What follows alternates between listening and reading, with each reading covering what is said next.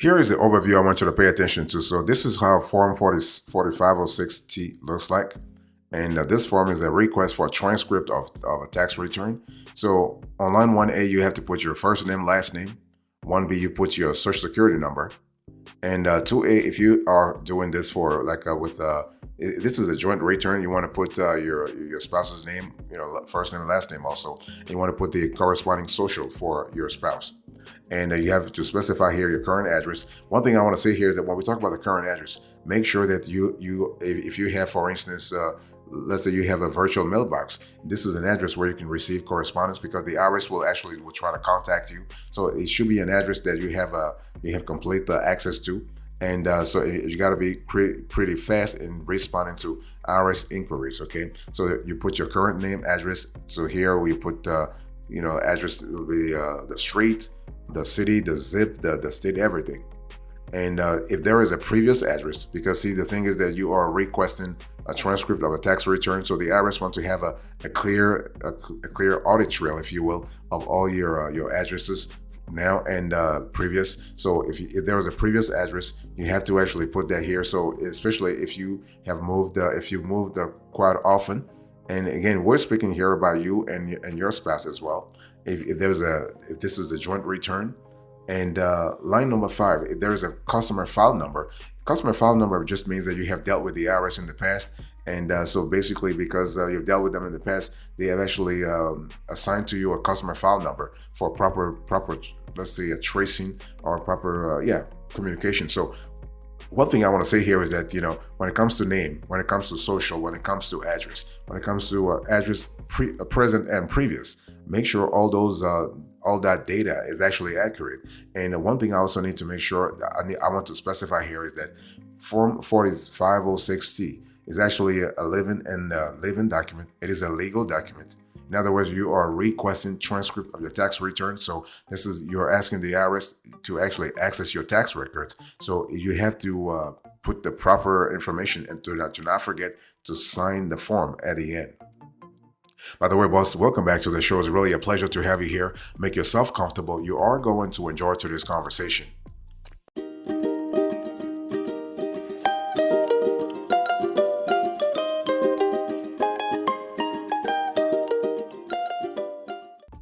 And line 6 here, you have to specify the transcript requested. So you have all kinds of possibilities. You have 1040, you have 1120, you have 1120S, you have 1065, whatever it is. So in our case, we chose to actually request the IRS to provide Form 1040. Okay, and so line 6A, you have to read through the section here and check.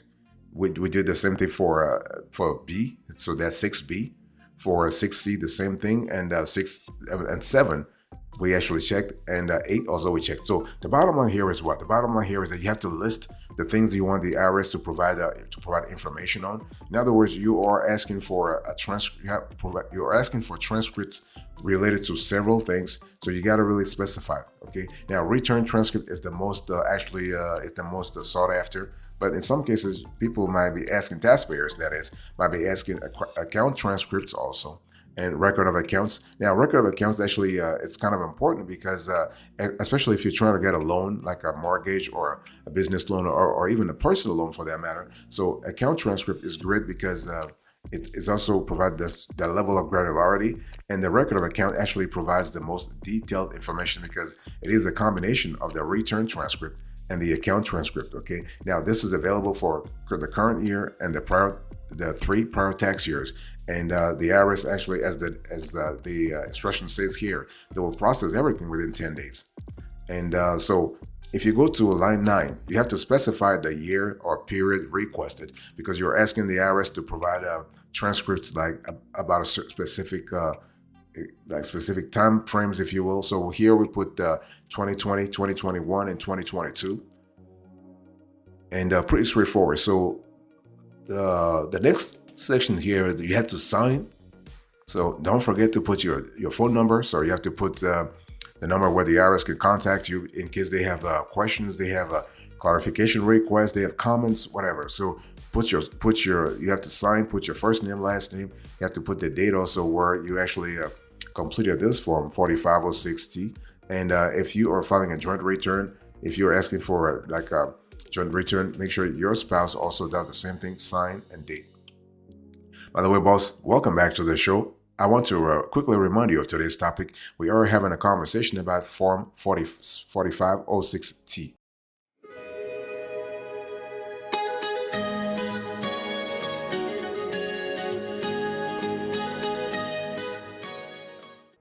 Here is the approach I want you to really pay attention to. So when we talk about 4506T, we are speaking about what? We're speaking about request for transcript of tax return. So everything basically, when we think about tax returns, those documents play a crucial role in our financial lives, right? They actually serve as a record of our income, deductions, and tax liabilities.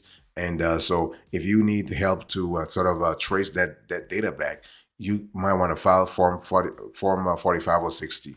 So what is the purpose of that form really? So we have a clear idea. The thing is that the purpose of 4506T is to actually authorize the IRS to release the requested information to the taxpayer or to a designated third party. This could be a mortgage lender, a financial institution, or authorized representative. And in all forms of transactions, by the way, it can be a mortgage transaction, it could be a loan transaction, it could be an insurance verification transaction, and so on and so forth. So there are common reasons why Form 4506T may be used. You have verification of income, you have tax compliance, you have amending tax returns, loan modifications or forbearance, and you have legal or financial planning. So let's first go through each of them. So verification of income. So lenders often require borrowers to provide proof of income when applying for a mortgage, loan, or credit. By submitting Form 4506T, the lender can request tax transcripts directly from the IRS to verify the applicant's income information. And in terms of tax compliance, the IRS may request actually individuals or businesses to submit Form 4506T to verify their tax compliance or to resolve issues related to tax filings. So this can include audits, investigations, or the needs for additional information to complete tax assessments. And amending tax returns, for example. So if an individual or a business needs to amend a previously filed tax return, they may use a 4506T to request a tax return transcript, which provides really a record of the original return. So this can help in accurately identifying and correcting errors or discrepancies in the tax filing process.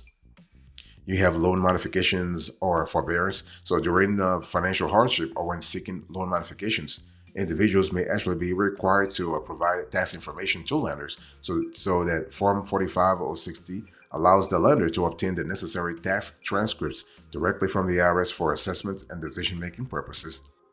And attorneys, financial advisors, or estate planners may request tax transcripts using Form 4506T on their behalf, on behalf of their clients to get an insight into their tax history, assess financial situations, or prepare like legal or financial documents. Boss, I want to quickly remind you of today's topic. We are having a conversation about Form 4506T.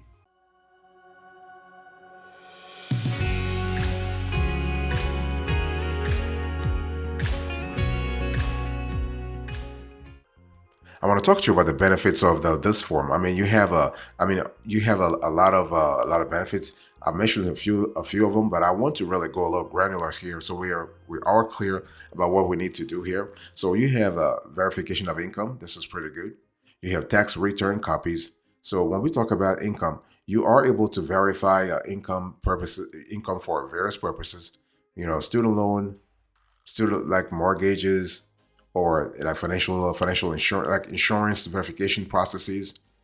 And you also have tax return copies. So if you need copies of your previous tax returns for personal records, loan applications, or other purposes, Form 4506T can be used to request these documents from the IRS. And so having access to these records can help you maintain accurate financial records or provide proof of income when necessary. And also tax compliance and filing. So this form can assist you or other individuals or businesses for that matter to ensure that you have complied with your tax obligations by obtaining copies of past tax returns or transcripts. You are able to review your filing history, identify any errors, and rectify any issues with the IRS if required. You can resolve tax issues. This is totally possible. You know how protracted an issue with the IRS can be, you do not want to be in that territory anyway. You can also have a retrieval of wage and income information. So Form 45060 can also be used to obtain wage and income information from the IRS.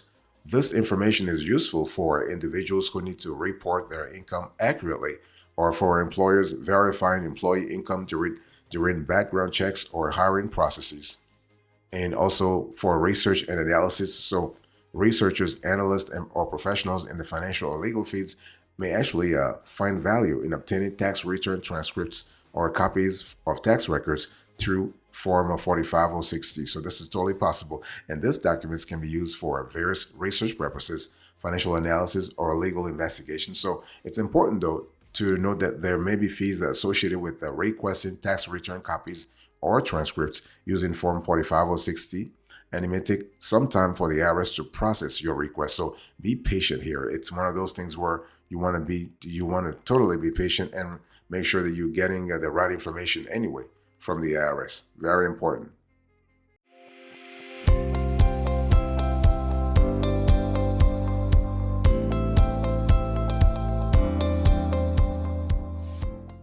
So who is really eligible to file Form 45060? Well, in terms of eligibility, you are basically talking here about the whole gamut.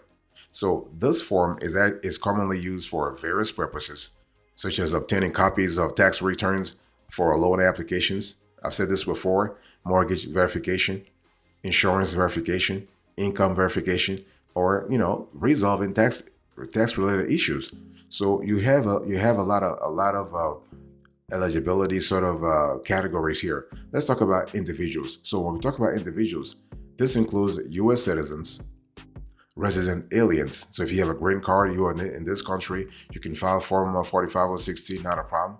Even if you are a non-resident alien who has filed a tax return with the IRS, then you have a record with you have a record or several records with the agency.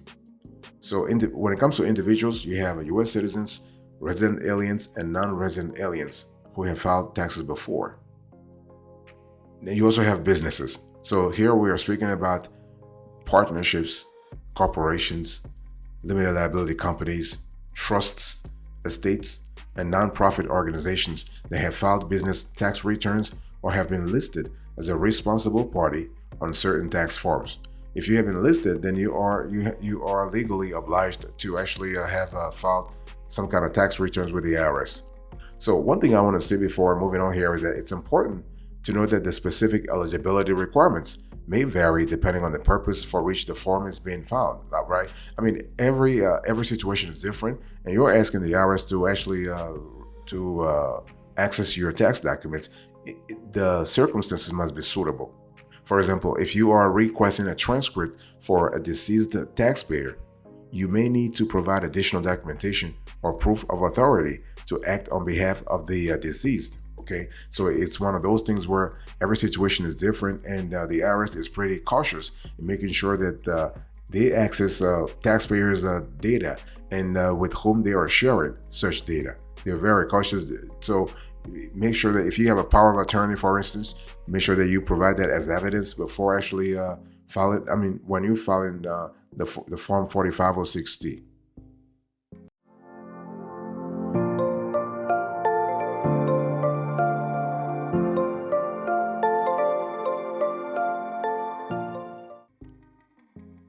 Let's quickly talk about how to complete this Form 45060. And so pretty straightforward. Step number one, you want to download the form. So you just go to the IRS website, download the form. Or if you are using a tax preparation software such as H&R Block, Justin Hewitt, Tax Act, or TaxSlayer, or even TurboTax, you can actually get that form through the 45060. I mean, you can get the form through the software.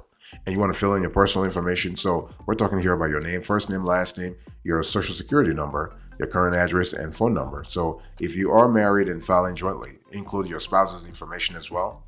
I think I showed you earlier how the whole thing looks like. You want to choose the appropriate text checkbox depending upon whether you want to see tax return transcripts or tax account transcripts, record of account transcripts, or wage and income transcripts. It really depends.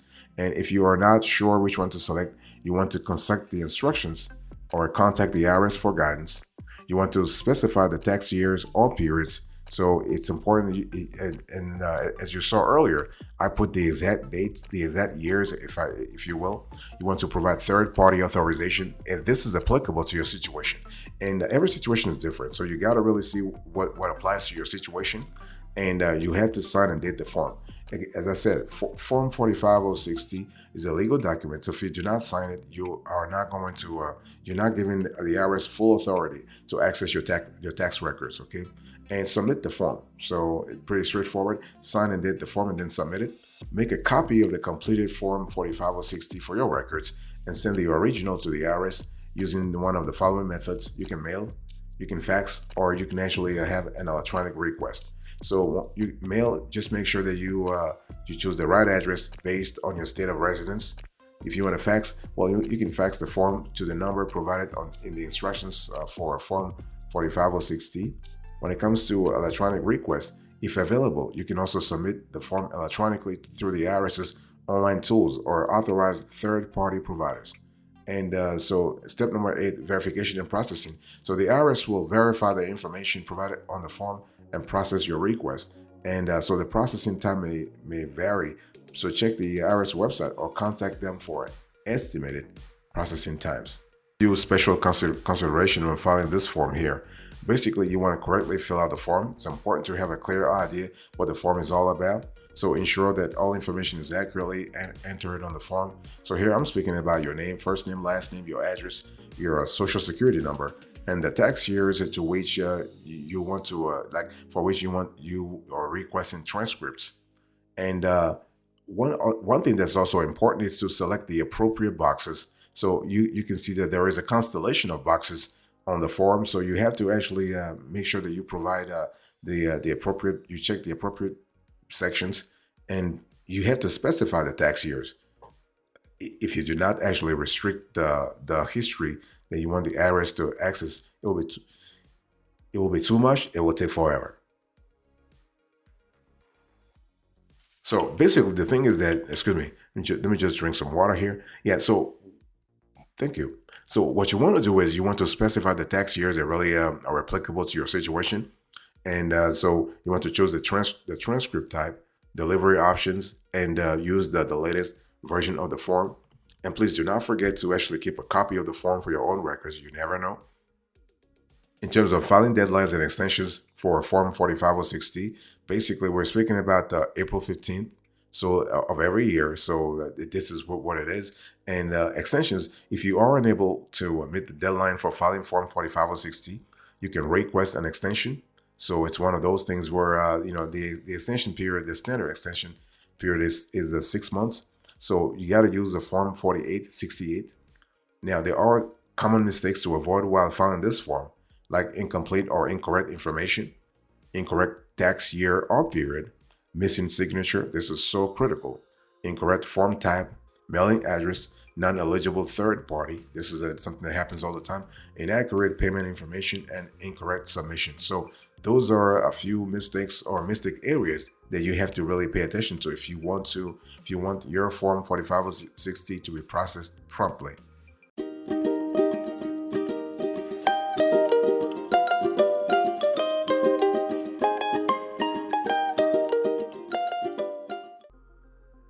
Thank you so much for your attention. I really appreciate it. Let's quickly do a recap here. So in today's conversation, I was talking to you about Form 45060. So I give you the overview, the approach, and now the recap. Thank you so much. God bless you. I'll speak to you another time. Until then, remember, stay marvelous.